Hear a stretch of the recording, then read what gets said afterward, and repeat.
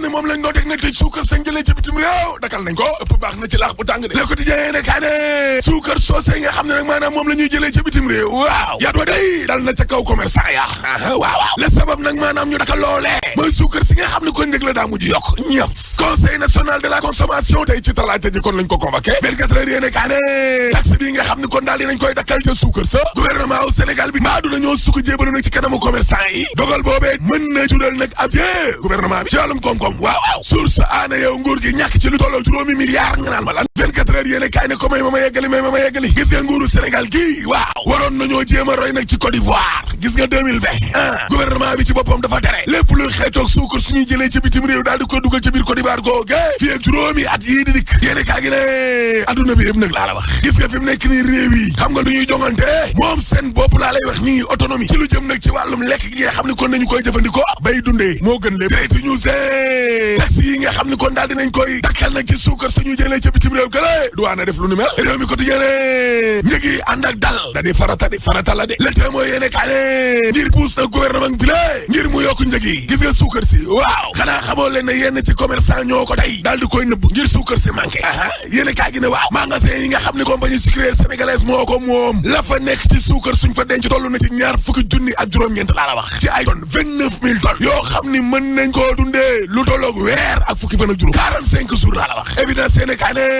njëg yi nga xam ne nag maanaam daa yokk lool fépp la nag njëg yëpp a seer Macky Sall day am na lu comité de lool Aminata Assome Diatta dool nañ ko yet nag ca digg boobu ba laa la wax dañ koo assommé Abdoulaye Daouda Diallo daal di nay dakal taxe yi nga xam ne moo taxoon suukar sa yokk njëg yi nga xam ne daa yokk di waaw Assome Diatta xam nga kan la tuumaal corona gi ak jafe-jafe bi nga xam ne dox na suñ diggante ak Mali way samba mu barak loo ci l'observateur nee na gis nga jiiteem réew gouverner boo koy def nag da ngay mën nag sëkk maanaam jël ay dogal yu ànd ak responsabilité waaye bàyyi xel tamit ci jafe-jafe yi nga xam ne askanu yëpp ñoo ko bokkandoo intérêt général ba national waaw libération yi ne kaa ne njëg yëpp a seer dund gi dama ne la njëg yëpp a seer ci produit yu baree bari nag laa la wax looloo tax nag ba association commerçant ak industriel yi nee nañu luy nji gouvernement bi mooy njàkk waaw source année déggoo leen ma de suukar si de l'impôt bi nga xam ne dañ koo teg nguuru Sénégal gi ñàkk na ci lu tolloo juróomi milliards looloo tax nag ba kor tamadoo Seydi day Abdoulaye Daouda Diallo waaw mu daal di sàkku ci douane bi ñu daal di dakal laa lay wax nii tak sa ba ca suukar sa fanweeri fan ci weeru août la démb ba fukki fan ak juróom ci weeru octobre bii di ñëw Sud Quotidien gis nga manifestation yi di dal ci kaw nguur gi waaw contestation citoyenne wala politique bu ñu demee nag ba mbedd mi lée di am dëkk ci kaw nguur gi Fatou Ndiaye ne xoolal bouton ba ñu bësoon 23 juin waaye ñaxtu tamit day yàgg na ci réew mi de cosaan la fi de xanaa gisoo leen manifestation 88 ya ak yu 68 ya 16 février 1994 ya nag Mamadou Wane ñu naan ko Mao sociologue la waaw nee na xanaa xamoon leen ne diggante ndaw yi nekk ci réew daax ak nguur gi mais mbir mee yàqu rupture ginnaaw njëg yu seer yooyu inondation yi Le Soleil yéene kaa ne Yoff Ouest Foire Dalifort unité 24 ak 25 parcelles ñetti mbaar ci de caaroy kaw amatul inondation Le Soleil ko wax de sur sa année Touba ña ngay jooy ndax lu tolloo juróom ci seeni doom la inondation yi rey allahu akbar ñaari téeméer ci ay njaboot yoo xam ne ña nga ca mbedd ma critique yéene kaa ne gis nga plan décennal lu Macky Sall bi nga xam ne liñ ci def ëpp na juróom ñaari téeméer ci ay milliards waaw la ñu soxla day commission d'enquête indépendante la ana xaalis bi na leer tribune yéene kaa ne juróomi ndaw yoo xam ne dañoo lab ci inondation ca Touba googe Dakar Times gis nga inondation yi lée recasement yi ak ndàmp yi ñu leen war a jox train express régional lu Macky Sall bi dama ne la dugal na banlieue bi ci guta France koo xam ni kon maara dégali laa la wax te ñu ngi waaj élection yi de laaste élection locale yooyu ak certificat de résidence yi waaw gouverneur u Ndakaaru Ndiaye Jël Diop nee na maire yi dootuñu ko joxe yéen kaa gi ne grande coalition de l'opposition ba day danañu ko lancé kon ni ki suba waaye waa PDS day waxaguñ lu leer de guddi gu bët setagul la ne waa PDS yi safuñu yàpp safuñu jënde Ousmane Sonko investir nañ ko Ziguinchor Cheikh Bamba Dièye ca Ndar 24 heures yéen kaa ne waa gëm sa bopp day fekk nañu rek les 4 grands tribune yéen kaa ne dëgg la parce que lu tolloog fanweeri parti politique ak ay mouvement waaw jox nañu ndigal bu gaan ngay dani mi lée ngir mu dem nag ca grande coalition opposition ba kay l'original bu Parcelles bokkoon APR waaw fekk na waa gëm sa bopp de organiser waat opposition bi ak ñu nekkaat benn day dañoo commencé waat à zéro rek l'éternel recommencement Macky Sall day bëggee ko woon nii de parce que keroog ba mu jugee ne dafa bëgg a sànk nañ njiital Pastef di Ousmane Sonko waaw te la daal di yee opposition bi nga xam ne day pourtant dañ noonu nelaw waaw gis nga ay coalition nag yàgg na fi 2012 ba léegi ni la ña nga ca Moussa Diaw analyste waaw bu Macky Sall maanaam majorité bi woote waatee rek nga gis yenn ci ay leader opposition bi lée ne mes dem fekki leen Walfadjri ne waaye opposition bi day jaasi dee lañ jël lekk ko seen bopp parce que Khalifa Sall mi lée ak Karim Wade waaw mënuñoo nekk candidat mënuñ sax voté te Ousmane Sonko mi lée ñi ngi ko tegal kon ab dossier Momar Diongo analyste politique la nee na gis nga boo ci génnee Barthélémy Dias ñoom ñi des ñëpp duñ candidat buura fa jaar waaye nag ak seen nekk ñàkk candidat yëpp du ci def dara yàqalu leen dara de ci campagne locale yi Ahmed Fall Braya ca Ndar day Macky Sall dane ko ne jàppale kon Mansour Faye waaye Ahmed Fall Braya daa bañ ba tëdd ci suuf laa la wax Direct News ne élection locale yi sa signe waaw waa APR day nee nañ maire ba Thierno Diagne yow moom da ngay wàcc Mamadou Faye kay lañ bëgg a fal foofee ca signe critique yéene kaa ne Aminata Assome Diatta waaw kii daa transhumé mar di Italie waaye bàyyi bi ñoo na ke ak la fa Macky Sall amoon na kës néew daal di daw si Kër Massar kii dugg ci inondation yi waaw moo tey nag parce que bi ñoo ne gële bërëbu Ousmane Sonko la te xeex ak Ousmane Sonko nag beneen affaire la Assome Diatta yaa tey ñëw Kër Massar Sonko rek du ay faux évidence yéene kaa ne ànd defar Kaolack ADK ay jeunes tëre nee nañ Serigne Mboup la ñuy jàppale ci élection locale yi la CCBM waaw parce que Serigne Mboup day est l'incarnation parfaite d'une Kaolack émergente looloy dëgg de yéene kaa gi ne dëkku diine bi la di jaamaal nee nañu seen doom ji Aliou Lo lañ bëgg mu nekk maire ca jaamaal réew mi ko tijee ne waaye yow xale bu jigéen bii doon lee negay lu di jël ay xaalisu kilifa ñetti weeru yàlla lañ ko tëj Dieyna Baldé day boo sàgganee waaw danañu ko tëj na juróomi atu yàlla ci kaso bi allahu akbar 5 ans maa la ko moom Dieyna Baldé 24 heures yéene kaa ne Lambaye day département Bambey waaw askan wa jug nañu taxaw yorin gu bon goo xam ni moom la Aquatec yor nag ndox moo mais l'observateur nee na Sen'Eau daal di nañuy dellu soit nag ak ay factures yoo xam ni non lii jéggi na dayoo ay factures yu seer lool ca yàlla waaye gis nga facture ndox mi ak lu mu seer te waxuñ ci suñu pétrole bi njëg yi dafay gën a seer rek waaw parce que suul gaz du ko tere xañ te troisième mandat dañ ko fiy tere rek boo paree mën a la alaaji tëjal Mokhtar construction di yëngu ci tabax ay cité centre commercial ci yoon na leneen la ñuy waxtaanee moo di ndajam conseil national de la consommation bi tey ji lañu ko wootee jërum ñu dénk wàllum jënd meex njaay mi moom moo ko woote ndax loolee mën na doon ak saafara ci njëkk yi yokk ñu nemmeeku ci miim réew tontu li ci biir la jotaay xibaar lay doon ñu àddu jëmale ci wàllu politique wax mouvement gëm sa bopp ba nga xam ne fekk ji nañu coalition bi nga xam ne waa PUR Pastef PDS maa ngi ko taxawu ñoom ñoo ko woote woon Bougane Gueye Dany mu mel ni kon conférence des leaders bi ci boppam ñoo ko jox dogal ngir nag mu dem ci lu ni mel bokk ci coalition boobee jamono jooju Mamadou Diop Decroix mu ngi leen di dànqaaf di leen xamal ne kon am na ci yenn coalition yu nga xam ne ci base bi la ñu ko war a toggee waaye du ñu ko toggee ci kaw tàggat yaram dana bokk si bi la jotaay xibaar Pape Manta Mboup jeexalee ko li yéen kaay xëy dëxëñ ay la Ahmed Aïdara ngeen taaxirlu ñu wàcc si tali bu fekkee jàppandiwul ñu soobu ci waxtaan wi ayca ñu dem ci waxtaan bi kon.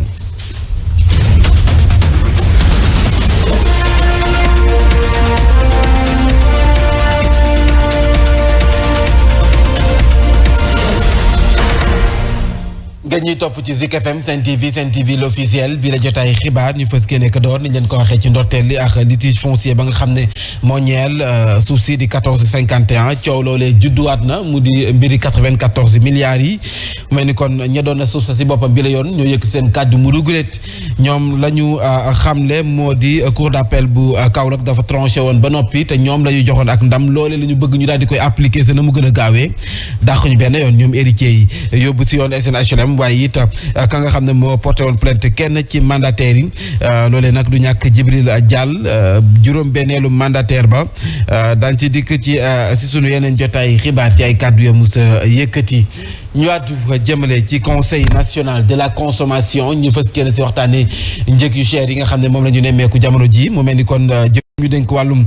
njënd meex njaay moom moo ko woote ndax loolee mën naa doon ak saafara si jafe-jafe yi ñu nemmeeku ci wàllum jënd meex njaay mi rawatina njëg yu cher yi tontu li yàq Safiatou Bandiaye jëwriñ bi yore lépp lu jëm ci wàllum commerce convoqué ëllëg conseil national de la consommation mu di ndogal boo xamante ne rek mu ngi am ginnaaw ñaxtu yu bëri yu jóge ci askan wi wala sax ci commerçant yi ci njëgu dund gi nga xamante ne rek dafa yokk bu baax a baax mu mel ni rek situation produit yi nga xamante ne la ñuy gën a consommer moom nag la ñuy waxtaanee ci boobule conseil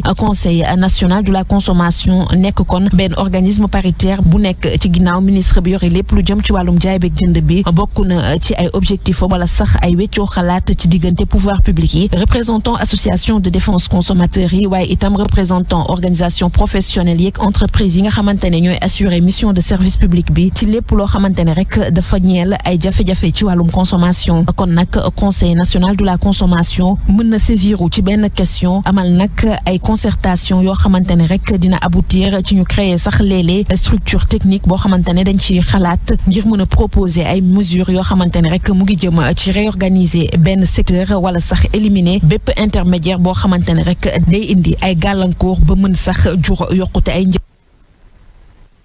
le député du peuple El Hadj ndax gëm nga ni kon dajam conseil national de la consommation bi moo doon saafara si njëkk yu cher yi ñu nemmeeku jamono ji. du saafara dara mam. ana conseil national de l'emploi des jeunes bi ñu fi defoon. ana lan la indi yàggul fii ak ci ginnaaw ñaata weer la woon mais bu ñu génnee yenn proposition la ñu def utal ndaw ñu ay CDD ak ay liggéey yoo xam ne ay pavage la ak ay jëmbat garab projet yooyu est-ce que yëgaat ngeen fan la toll est-ce que bougé na est-ce que manifesté nañu wane nañu nombre jeunes yi nga xam ne jël nañu leen moment bi ñu yaakaaroon ni la ñu war a exécuter loolee ñu jël comme ay dogal la ñu leen di annoncer ay ndaw yu continuer di dee ci géej gi kon projet boobu baaxul noonu itam lay mel ci wàllu commerce bi ñoom wax nañu ay taxes yoo xam dafa am démb jël nañu ñaari économiste dañu leer ci seen ay propos ñaar moo am dañu nekk ci jamonoy relance économique dans ce cas xam nañu ni koom-koom gi nërmeelu na li ci mën a nekk solution mooy ñu jël ko yan ko askan wi wala gouvernement bi wàññi ay charge am ay dépense am bu ñu dajaloo ñoom ñaar mun nañu am li ñu bëgg ci wàllu koom-koom mais bu ñu ko yenee askan wi kese dafay diis ñoom xam nañu ko. donc xam nañu ni ci seen ay jéego ak seen train de vie bu cher moo répercuté wu tey ci li askan wi jënd mais nañ ko wàññi. donc ñoom solution bi xam nañu ko ñoo la ci ëpp xam-xam te mun nañu koo def dañ ko bëggut a def. parce que élection yi ci seen kanam bëgg nañu amaat ay kees bëgg nañu amaat yeneen ak yeneen ci wàllu xaalis. pour mën a dem ci élection ak yeneen ak yeneen mais li wér te wóor mooy bu ñu amee xemmemteefu dund gi du cher comme ni mu chéré tey économistes yi li ñu wax ñoom xam nañu ko parce que ay économistes moo bari na ci seen biir mais dañ ci bëggut a indi solution gis nga ndaje yi amul solo jël dogal mooy li ëpp solo suukar bi ñuy wax ni ay tegg nañu taxe bi lu ci mën di am maam. ñoom xam nañu dogal bi ñuy jël ba dund gi yokk parce que ñoo jëloon ay dogal yokk ay taxe bu dund gi cher. aajuwul ndaje. dara bi ci juddoo parce que ministre bi yàgg nañ ko interpeller ci marché bi mu ni marché bi am na réalité boppam c'est-à-dire amu ci pexe ministre bii war a woote ndaje bi ñaata yoon la ay denrées yokk amu ci pexe. waaw fa dëgg est-ce que am na lu xam na ci lu bari alors El Hadj dund na ko sànq Birahim mu mel ni kon solution bi ñu wut maanaam teggi taxi yi mu jural ñu boru 5 milliards ndax du saafara gu jur jàngoro. mais Mbaye en fait c'est une question de responsabilité xam nga lan mooy responsabilité mais dañuy fàttali ko yàggul dara. président de la république Macky Sall ci programme am bii di yoonu yokkute li mu njëkk wax bokk na ci wàññi stabiliser les prix xam nga fan la ko jiital ba dem ci assemblée nationale ba ñu voté ci loi mooy wàññi njëgu location loyer buñ ko wàññee am ñu wàññi ci seeni dëkkuwaay mais dañ ci teg tuuti waxuma dellu siwaat sax mais dafa doublé prix bi doublé da ngay gis ka nga daan loué 50 000 francs bi mu wàññee jaay joxe la 35 000 francs masalan ci benn néeg bu yamamaay ba ñu demee ñu appliqué ko mais dañ cee teg tuuti la nga doon loué 50 000 nga teg ko di ko loué 75 000 moo tax man lekk c'est une question de responsabilité dindi nañu taxe nangam pour fexe ba suukar si ñuy importer wàññeeku mais à côté dafa am leneen loo xam ne da nga ko war a def mooy jël sa responsabilité ne ni dama jël mbir mi jox ko benn nit dinaa fexe tas ko ba keneen koo xamee ni mën na tamit defar suukar wala mën na indi suukar ñu may ko mu mën a indi suukar ba concurrence boobu nga xamee ni dafa war a am ba nga xamee ni ki nga xamee ni dafay jaayee 100 francs bu gisee ni concurrence am na kële di jaayee 75 bu yàggee dina wàññi et c'est valable sur tous les produits dañ naan suukar moom moo ci fës parce que peut-être moom moo feeñ ci fan yi ñu génn mais maa ngi koy wax sànq tout a augmenté ñu ngi wax ci wàllu construction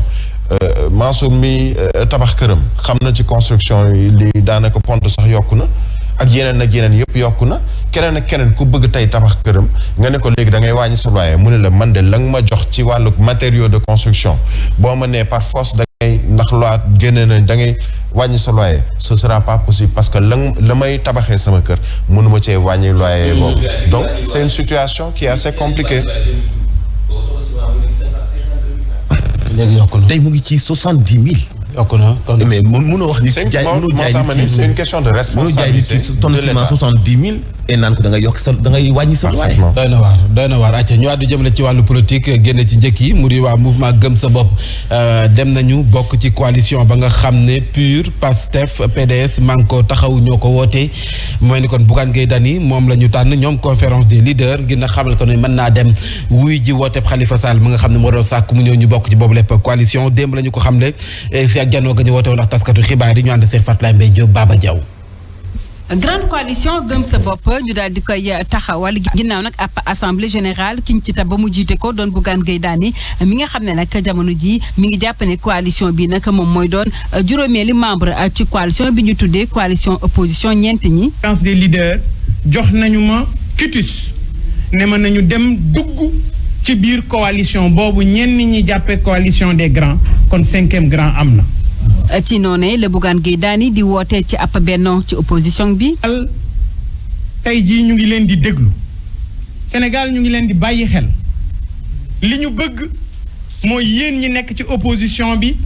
ñun ñëpp ñi nga xam ne dañuy yëngu dugg ci biir opposition bi ñun ñii ñu boole suñu doole doon benn. président bu grande coalition gëm sa bopp nag di ñaawlu jafe-jafe yi nga xam ne askan wi ñu ngi koy dund. nañu ne inondation yi bari na Sénégal ñuy massawu surtout waa Touba waa Kër Ñang Ndaamaatu banlieue bu Dakar yi indi na fa ay jafe-jafe yu tara ay mouvement ay parti politique ay personnalité daje nag ci grande coalition gëm sa bopp bi nga xam ne jox na quitus kii di seen jiite Bougane Gueye Dany ngir nag mu tijji ay waxtaan ngir gën a yaatal coalition bi. El Hadj ban jàngat nga def ci bile coalition ba nga xam ne ñoom du benn coalition la sax léegi fekk dinañu coalition des 4 grands. la ma nekkoon démb. fii ak ñu ngi koy defee fii ci Dakar ak seen bureau yi man awma ci confiance. li ma am confiance mooy ñu commencé ko à la base. à la base dafa bari ay mouvement yu askan wi gëm. ñu gëm Bougane gëm Ousmane Sonko gëm Khalifa Sall ku ne ak fi nga orienté wu jëm. te ñooñu ñooy dem élection locale te ñooñu amuñu caution 15 millions pour nangu commune boobu pour ñu indi changement faaw ñu gaaw ko tasal ci gox-goxaat yi jël seenum koom. wala seenu jàppandal ci mën a participer ci yooyu lay élection tel ko séddi ci mouvement yi ak ñi lay représenté ci gox goxaat yi parce que après élection locale yi 6 mois am na élection législative li war a nekk ñoom tey seen aw sas li ma doon séentu ci coalition bi ñuy tabax fii ci Dakar ponkal yi mooy ñu waajal élection législative fexe xeex ak nguur gi ba duñu ko dàq parce que 23 janvier ak 23 juillet question la est-ce que bu ñu génnee ci élection 23 janvier entre-temps ñu dugal ay recours ay réclamations am ci bi ñuy génnee résultat définitif yi ci élection locale yi ak élection législative yi du mat 6 mois alors automatiquement élection législative yi mooy dàq boppam ban date lañ ko yóbbuwaat question la c'est-à-dire que am nañu xeex bu gën a nekk farata et ñu veillé ba ñu tenir sax élection locale yi nga xam ni ba léegi dama ciy duut baaraam ñu veillé ci loolu gis nga tabax gi ñuy tabax ci kaw la ma waxoon ba mu nekkee ñeenti parti laay wax bi mu nekkee juróom moom laay continuer maintenir sama xalaat la nekk dama ni li ci ëpp solo pour ñu jël ay collectivités territoriales yu am solo mooy fokk ñu travailler à la base ñoom ñu dem ci base bi jàppale leen ci ay moyens jàkkaarloo ak maire ya fa nekk mais tey xoolal problème mu certificat de résidence ni mu bare ci gox-goxaat yi mais ban ci leader yi ñoo wàcc gum ngir encourager mouvement yi ak yenn seeni représentants ci gox-goxaat yi pour weñ loxo maire ya fa nekk te ñi ëpp ci ñoom doon ay maire coalition Benno Bokk Yaakaar di jaay nit ñi doole defa ay résidence yoo xam ne baaxul wala anam goo xam ne baaxul foofu lay gëmee coalition bi ak ku ci man di yokkuwaat man du tax ma changer canal bi ma doon xalaate muy am na lu gën a jàmp tey fexe ba ñu def élection yi waaye fexe am ay collectivités yu bëri mais fexe itam ba kenn du dàq datu élection législative yi. voilà coalition bi yëpp kon ci base bi la noonee la Mamadou Diop Decroix gisee Birahim Diadji Touré sa Fatick fa la yëkkatee kaddu mi ngay dànqaafu leader yi di leen xamal ne kon nag coalition yëpp élection locale du élection présidentielle kon nag coalition yi nañu ko toggee ci suuf mu jëm ci kaw ñu ànd Cheikh Alioune Badara Sonko moom seekal waxtaan. ci tukkit bi nga xamante ne moom la amal Fatick Mamadou Diop Decroix daan na ci profité lancer message leader yi nga xamante ne ñoo yiite formation politique yi ñu gën a xam ni les élections du présidentielle waaye locale la faaw ñu bàyyi xel ci base bi. di nga gis ci mairie boo xam ne maire ba fa ne ama APR la ama Benno la mais xëy na muy yore mairie ba doy na population yi dina am bu boobee ñoo xam ne dañ koy voteel te fekk ña koy voteel ànduñu sax ak pouvoir bi mais dinañ ko voteel ndax la mu def te mairie ba di nga gis koo xam ne candidat wu pouvoir bi la mu am ñoo xam ne ñi ngi ci pouvoir bi te duñ ko woteel. moom nag mu jàpp ni opposition bi bu ñu bëggee gagné yile élection faaw ñu def benn say. opposition bi war na uni war na ànd. ñun gaa naka jekk loolu mooy suñu bëgg-bëgg te parti bi depuis bi multipartisme dellusee ci Sénégal ay jamono yu méttee. ci bi leen ndaje Mamadou Diop Decroix daan na ci profito rendre hommage ki nga xamante ne moo fi nekkoon médiateur de la République Alioune Badara Cissé. voilà Mamadou Diop Decroix kon Birahim dafa dëggal li nga xam ne moom la député du peuple El Hadji Mamadou Mansour kon nag bu ñu fàtte ne présidentiel du local bu dee local base bi moo ci am solo. xam nga ñu bari dañuy lam-laamee yenn saa sax nga dégg nit wax na ni sur le plan politique ku ci mel ni Mamadou Diop Decroix lan lay représenté attention c'est quelqu'un koo xamee ni yàlla may na ko ci wàllu politique am na ci xam-xam am na ci vécu gis nga ñu bari tey ñu ngi ci politique je prends par exemple le leader de Gëm Sa Bopp Bougane Gueye Dany ak ñeneen ñoo xamee ni Decroix moo leen jiitu ci politique xam ci lu bari ci wàllu ndëgg sërëx ak yeneen gis nga politique dafa am loo xam ne dañ koy wax souvent mieux vaut additionner moo gën soustraire muy maanaam fexe ba yokk sa doole ci yokk ci nit ñi nga xam ne ñoom ñoo lay wër ci yokk ci nit ñi nga xam ne dañ lay jox sa kàddu jox la sa carte mais comme ni mu ko waxee ci base bi ngay commencer additionner ci base bi nga koy commencer maanaam yow yaa ngi ci benn coalition Gëm Sa Bopp Pastef PDS Khalifa Sall bu mu mën a doon il faut nécessairement travailler à la base ba nga xamee ni ñi nga xam ne ñoom ñoo nekk ci suuf ñoom ñuy dem di voter ji war a nekk en masse muy jeunes yi muy jigéen ñi muy ñu mën a doon ñu mën a fexe ba même sur le plan de la sensibilisation xamal leen ni élection yi du ñun suñuy élection ñun leaders yi ndax dañoo jiite parti certes mais ñun suñuy élection wala suñu objectif c'est la présidentielle par exemple de 2024 wala ce sont les élections législatives bi nga xam ne dafa war a am ba léegi en 2022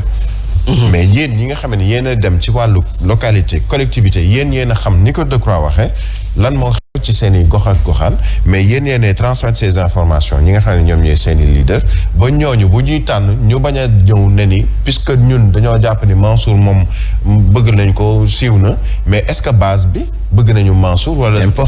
Mansour siiw na ci ñoom donc il faut nécessairement retourner à la base discuter avec ñi nga xam ne ñoom ñoo nekk à la base ba pare dañu am ay points focaux ci base bi représentant jeunes yi représentant jigéen yi représentant et cetera et ça te permet au moins nga mën a am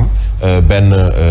lu ñu koy wooyee synthèse ba nga xam ne booy def un choix de un choix d'abord du peuple neef gi suuf lay démarrer kon ay ca ñu wutali sa mairie bu Médina foofee maire ba ci boppam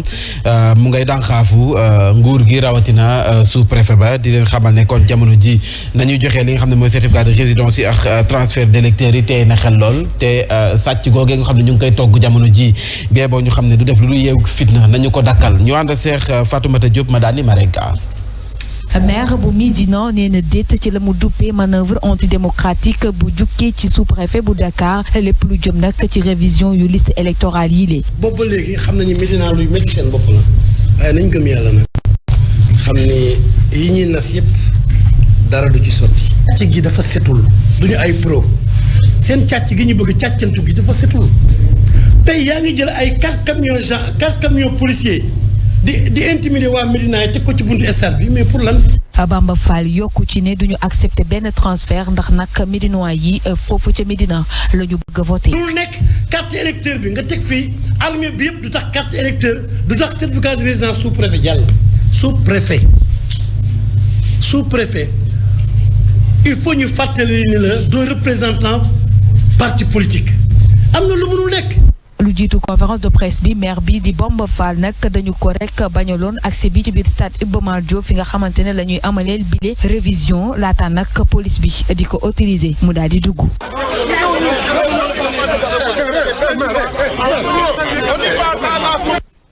mi ngi xewee sa Médina El Hadj Bamba Fall di dànxaafu maire ba ci boppam ne kon wàllum na ñuy doxalee foofee tey na xel te du yee lu dul fitna nañ ko dakkal.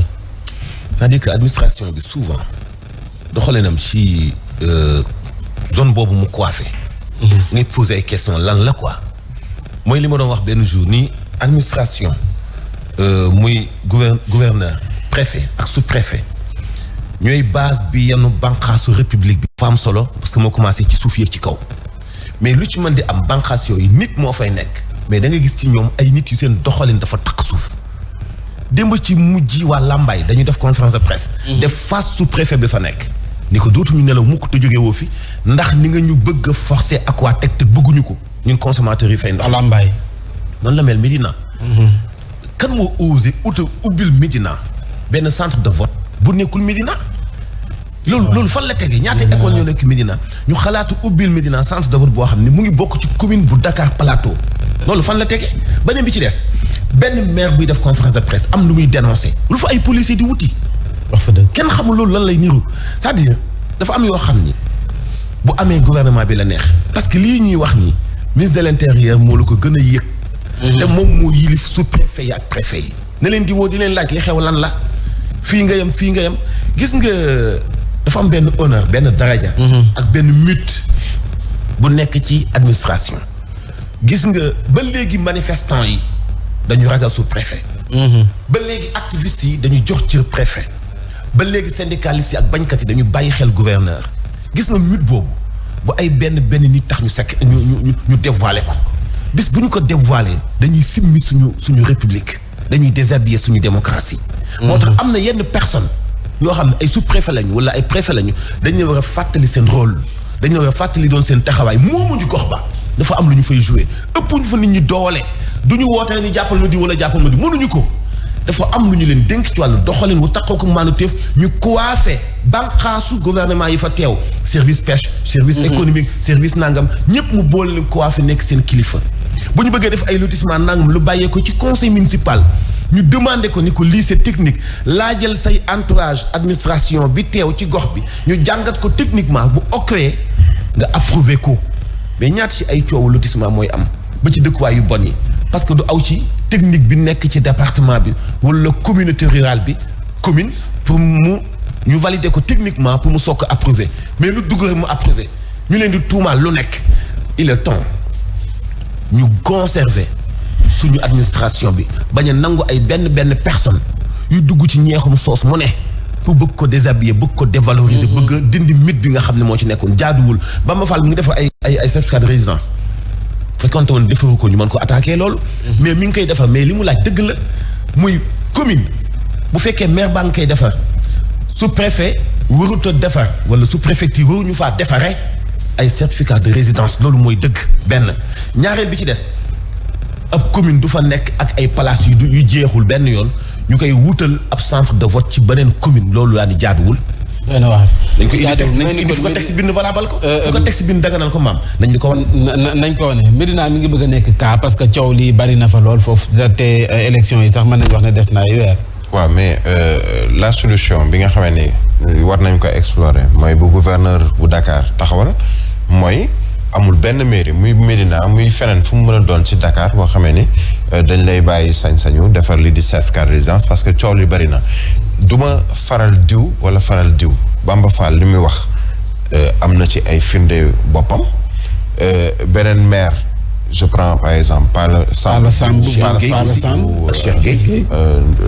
nu ñu koy ci point E Cheikh Gueye wax na ko ci Derklé mais pour éviter coow loolu yëpp gouverneur li mu jël comme décision man d'accord naa ci à une condition parce que dafa jël ne ni léegi maire yëpp ñu nekk ci Dakar région wu Dakar kenn amatul sañ-sañu defar certificat de résidence da ngay jaar police jaar gendarmerie ñu confirmer ni par exemple ni fii nga dëkk ci Dakar wala Dakar Plateau wala fu mu mën a doon gannaaw gi ñu yóbbu ko ci préfecture mais administration territoriale na yem ci rôle administration territoriale ne ni man lii mooy sama liggéey lii lañ ma sant lii mooy sart yi ci laay yem duma ci dugal mbirum politique c'est ça parce que ce n'est pas le rôle de l'administration territoriale donc dañuy saluer l'engagement ak geste bi gouverneur bu Dakar jël et je pense que yeneen gouverneur yeneen régions yi war nañ jël même mesures yi parce que ñu ngi koy coow ca Kaffrine ñu ngi koy coow ca Kaolack ñu ngi koy coow yàggul dara dans le nord du Sénégal fu ci mel ni ca Linguère ak yu ni mel mais il faut nécessairement que administration territoriale bu ñu demee ba ci yenn jamono nga xamee ni lépp mbirum politique la maire yi ku ci nekk yaa ngi xool lu la arrangé parce que da ngay politique quoi qu'on puisse dire ñu génnewaat ko ci seeni loxo delloo ko ñi nga xam ne nag loolu normalement ñoom dañoo taxaw waat ci lu jëm ci wàllu askan wi te loolu waruñu ci génn mooy fexe ba képp koo xam ne da nga ci war a liggéey bi nga war a liggéey mu doon liggéey boo xam ne ni pourtant Birahim loolu du lu bees loolu aajuwul ñu ciy tàccu nit xam nga la moo tax boo fàttalikoo képp ku mu mën di doon ci sa ay jaar-jaar boo musaan dem mairie uti résidence boo ko amul da ngay dem gendarmerie brigade wala nga dem commissariat ñu defal la résidence donc doon na yomb ci askan wi nekk ci gox-goxaat yi wuute ku sa maire takk sa biir nga daw dem ñu au début sax loolu lañ doon ñaax nit ñi ku dem mairie defarul la nga dem commissariat ñu defal la wala nga dem ci brigade ba lan moo tax léegi nit ñi am ko xaw a jafe sax ci brigade ak commissariat yi c'est-à-dire que doxalinu réew mi ni ñu ko bëgg a defee boo nekkee administration nguur gu fi nekk nga tafu ci moom mel ni suukar bu sey ci ndox yooyu moo war a dakk mythe boobu noonu ñu ngi koy commencé dévoiler loolu du secret parce que loolu mooy yoon loolu la ñu bind ba mënta am résidence ci mairie da ngay dem commissaire wala nga dem brigade ñu jaarale ko ci yoon ba lépp leer donc loolu bu nee ba gouverneur bind ko wala préfet ñu koy saluer parce que nit ñi xamuñu sax seen ay droits et c'est très grave doy na waar ayca jaajëf mu mel ni kon nag waxtaan bi kon ci jotaay xibaar fi leen koy yemale El Hadji Mamadou Mansour rendez-vous bu 13h inchallah le député du peuple c'est 89.7 macha allah ci kàllaama vraiment salaamaaleykum Birahim Diadji Touré 12h. Inch'Allah c'est confirmé. Inch'Allah tey moom daawul ci 89.7 Zik FM. ayca ba Pape Manta comme ñëw nga ñëwal ñu après ñu doog a dem revue de presse ayca ñu jàll ci tàggat yaram.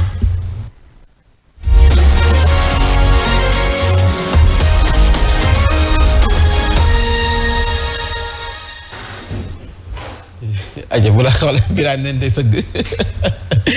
ayca Pape Manta bu maa ngi laa nuyu. maa ngi laa fay bu baax a baax alhamdulilah la grave. ayca éliminatoire mondial Qatar 2022 12 Lions ñoo mel ni kon teew nañu ci première séance d'entraînement bi. waaw ni ki démb nag lañ ko doon amal foofu ca Stade Lat Dior bu Thiès kon Sénégal nag ci gënam gu njëkk jëm ci éliminatoire coupe du monde Qatar 2022 kon ni ki nag ëllëg bu 16h jotee ci la nag fas yéene laale ak Togo kon démb ci seen nag entraînement bu njëkk fukk ak ñaari gaynde nag ñoo ci teewoon ku ci mel ni Muntaaru Balde di football fii ci Teungueth FC moom nag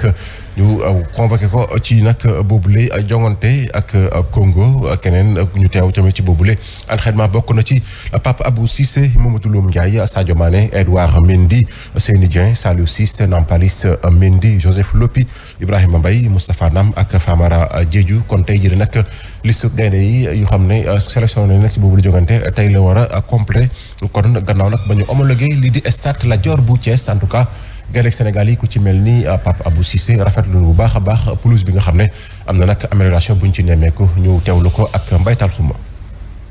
macha allah di rafetlu liggéey bi gars yi def ci pelouse bi et c'est une bonne chose pour le football sénégalais donc gis nañ ne am na évolution et di ñaan yàlla mu continuer comme ça ñu mën a pratiquer aussi le jeu bi nga xamante ne moom la ñu bëgg quoi. c'est un groupe qui vit depuis benn instant ñu ngi ànd ñun ñëpp et ak situation bi ñuy dund instant yi nii ak Covid bi ak décalage match yi fële en Europe ak yenn championnat yi c'est normal aussi tey jii nii ñu dund situation yi mais ñu ngi am groupe bu soudé donc ñu ngi continuer ci benn liggéey après incha allah rabbi dinañ retrouver le plus rapidement possible. defal bu baax a baax Mbaye Tall xuma mu taataan kàddu Pape Abou Cissé yooyu kon nag jàppal ne gaynde Sénégal yi tey jii nag la ñu fas yéene amal seen ñaareelu nag entraînement foofu ca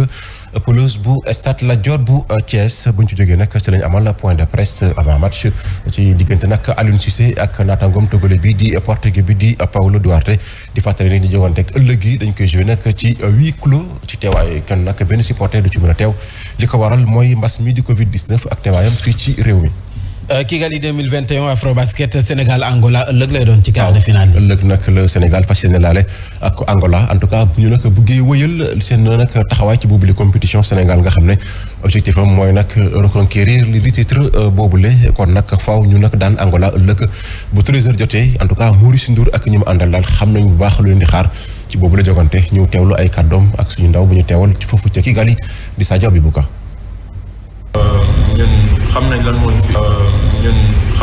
ñu fi indi xam nañ lan mooy lan moo tax ñu jóge Sénégal ñëw fii yàgg nañ di uti loo xamante ne ba léegi amaguñ ko et je pense que match yi nii daf ñoo jàppale si non seulement ñu mun a xam lan mooy suñu identité en tant que équipe du Sénégal lan la ñu bëgg a accomplir mais tamit jàng parce que expérience du mos a doy te le plus ngay joué match le plus expérience le plus ngay mun a jàng yenn détails yoo xamante ne peut-être mun nga koo corriger. final tamit di yomb benn match la door gagné avancé buñ la dooree nga final tamit di yomb benn match la door gagné avancé buñ la dooree nga perdre dinañ gën a yomb duñ leen bàyyi xel mais foog ñu concentré wu si ñu mun ak lan mooy suñu doole lan mooy suñu identité ban genre match la ñu bëgg a jouer parce que boo xoolee 3 matchs yi ñu joué defe naa am nañ benn identité bi nga xamante. kon Sénégal Angola ni ki ëllëg nag bu 13h jotee foofu ca parquet bu Kigali Arena jàppale nag meneur de Lion bi di Henri Pierre mi nga xam ne nag teewuloon ci joŋanteeg contre Cameroun moom dina mën a bokk ndaxte moom dafa ñàkkoon nag ay semelam waaye nag fédération bi ci ab communiqué xamal nañu daal defar lañ ko nag ak chaussures yoo xam ne ay dàll yoo xam ne dina ànd ak semelle boo xam ne dina mën a permettre mu participer ci joŋanteeg ëllëg gi te ñi ki tey nag dina am ab nag nit koo xam ne dinañ ko nag délégué ngir mu yóbbu yooyu le dàll ak semelle foofu ca Kigali ni ki ëllëg nag beneen quart de finale gi kon ci diggante nag Côte d'Ivoire ak Guinée lay doon tey jii nag la ñuy wëyal lu jëm ci wàllu 8e de finale yi 13h ci kanam tuuti kon Nigéria moom moo ci laale ak Ouganda ku ci gagné rek ci quart de finale gi di ngi ci laale ak Cap-Vert 16h Soudan du Sud la ak Kenya ku génn nag ci boobu la jogante kon di nga am Tunisie bi nga xam ne waxtu wi moom moo yor lii di raaya coupe Afrobasket bi. secrétaire général bu confessé mu mel ni kon tey ji lay jël fonction. démb nag lañ ko dalal. démb la jël fonction. waaw démb nag lañ ko dalal moom moo nag secrétaire général bu yees bu conférence des ministres de la jeunesse et des sports bu francophonie di yooyu nag si turu Louisette René Toby Etame Ndendi moom daal xam na ne dina def nag kéem kattanam ngir nag ndaw ñi gën a gis seen bopp ci wàllu moo tàggatu gi ci espace francophone bi ay kàddoom kii di Tidiane Diallo ak Malick Thioune ñoo ko taataan. Les défis sont ceux de développer de meilleures stratégies pour accompagner les jeunes de l'espace francophone. dama kontaan tey ci bés bi ndaxte kilifa yëpp ñëw nañu tey ngir ñu installé ma samay fonction yu bees yi secrétaire général CONFEJES man nag ma objectif mooy relever défi yi tam yaatal liggéey bi pour pays membres yëpp mun ci gis seen bopp ci CONFEJES. Mes collègues d'atteindre les objectifs que nous nous sommes fixés et qui sont bien stipulés dans la lettre de mission qui m'a été confiée. ñu waxtaanee bi la yoon mercato bi wax nag Kylian Mbappé mi nga xam ne dafay des Paris Saint-Germain. waaw en tout cas daal bu amul nag ab coppite gu ci am ci boobu li dossier ndaxte tey ji nag bu 0h jotee si lañ fas yéene nag ndax képp lu jëm ci wàllu mercato bi en tout cas ba fii kon Kylian Mbappé day desandi foofu ci Paris Saint-Germain ngir nag jeexal kon saison gu mujj mooy juróomeelu saison. bu ma fas yéene amal foofu ca capitale bu France di Paris Saint-Germain moom daal ci nag yenn ci ay information attaquant français bi moom daal fësal na ci wax ni yenn ci ay coéquipiers ni moom day descendi foofu ca Paris Saint-Germain kon ñu jàpp ne kon suñu sukkandikoo tamit ci presse espagnole bi ñu bëri jàpp nañ ne tamit kii di Lionel Messi day des kii di nag Mbappé day des foofu ca Paris Saint-Germain en tout cas lu ci mënti am daal attaque nag bu ñëpp di xaar ci diggante Messi Neymar ak kii di Mbappé mën nañ ko amagum foofu ca Paris Saint-Germain ndaxte Paris seen objectif du leen lu dul jël Ligue européenne des champions kon